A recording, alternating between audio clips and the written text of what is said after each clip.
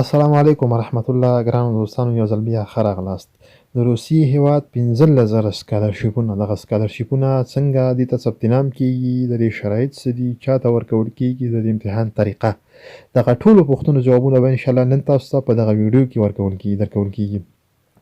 محترمو دوستانو، مخکې تر دې نه چې په خپله موضوع باندې شروع وکړو، نو تاسو نه زموږ غوښتنه دا ده چې زموږ چینل سبسکرایب کړئ، ویډیو خوښه کړئ. که کومه پوښتنه، غوښتنه، نظر او پیشنهاد لرئ، موږ ته په کومنټ کې شریک کړئ. موږ به خپله هڅه وکړو انشاءالله چې ستاسو د پوښتنې جواب خامخا پیدا کړو.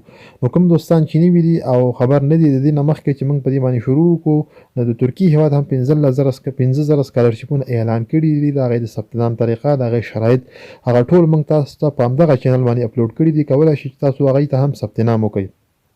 که چېرته تاسو په انګلیسي ژبه نه پوهېږئ او پاسپورټ نه لرئ، نو د ترکیې هېواد هغه سکالرشیپونو ته خامخا ثبت نام وکړئ. زموږ په چینل باندې کلیک کړئ، لاړ شئ، اول ته د ثبت نام ویډیوګانې وګورئ او په خیر هغې ته ثبت نام وکړئ.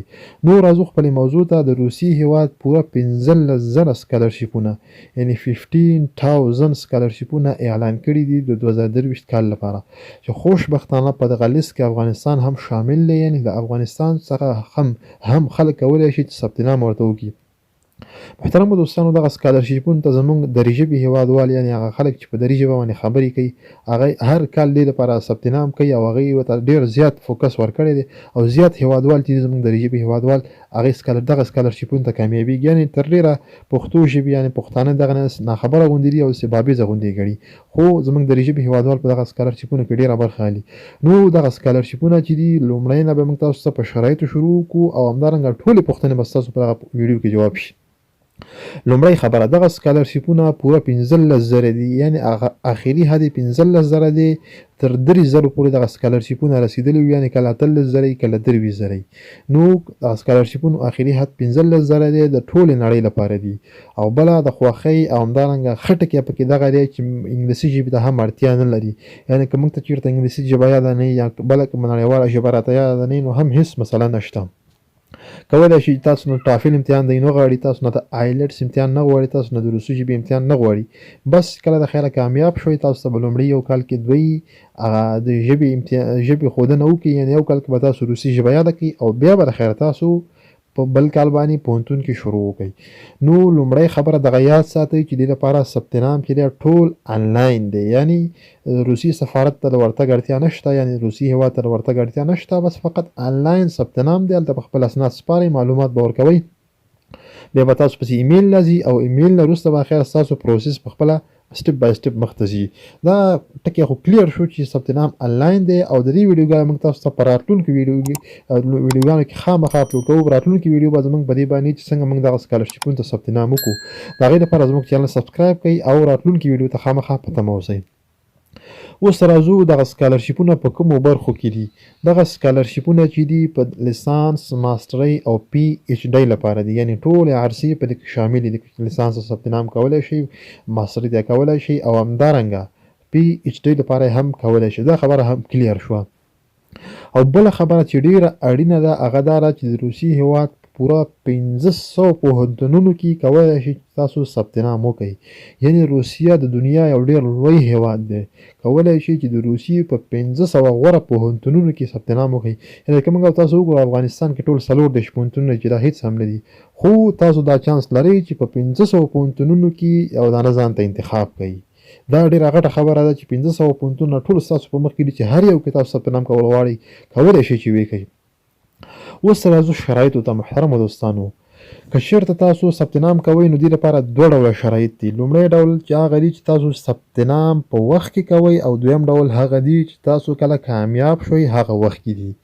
کله چې تاسو ثبت نام کوئ، نو تاسو که لیسانس ته ثبت نام کوئ، ستاسو فیصدي باید د مکتب د 80 څخه کمه نه وي.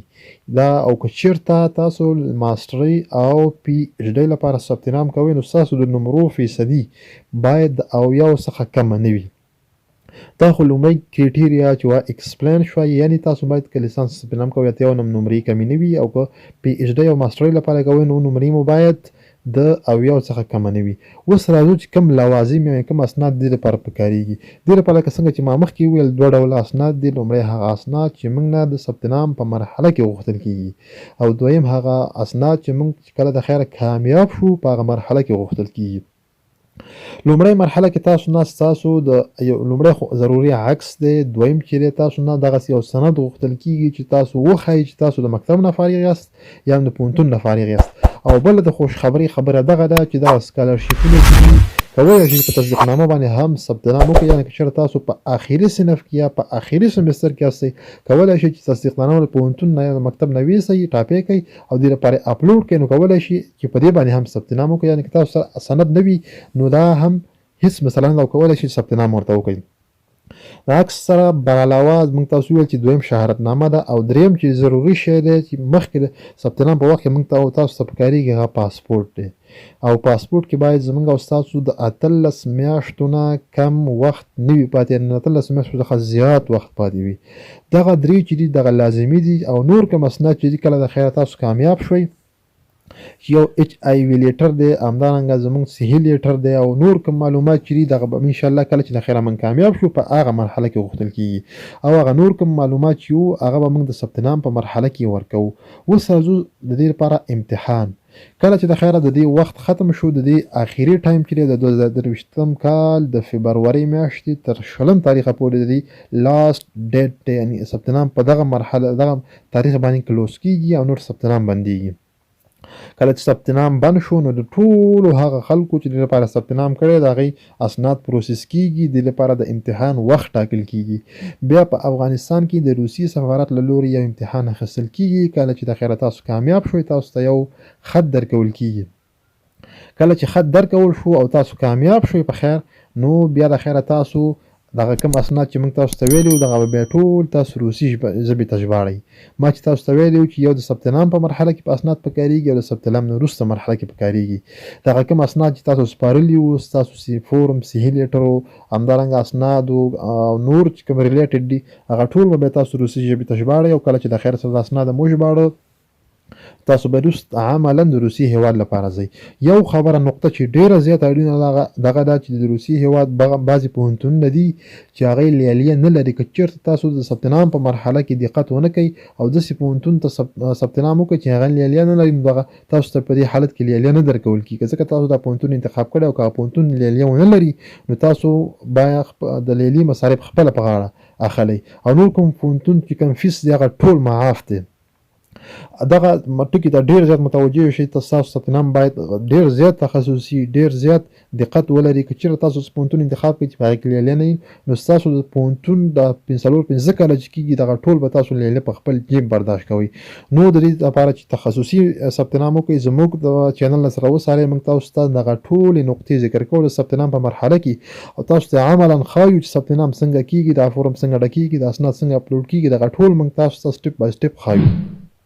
نو زموږ ویډیو تر همدې ځایه وه. تر یوه چې موږ ستاسو قدرمن حضور ته راځو تر هغې د خدای په امان او د چینل سبسکرایب مو هېر نه شي او راتلونکي د ثبت نام ویډیوګانو لپاره موږ سره اوسئ.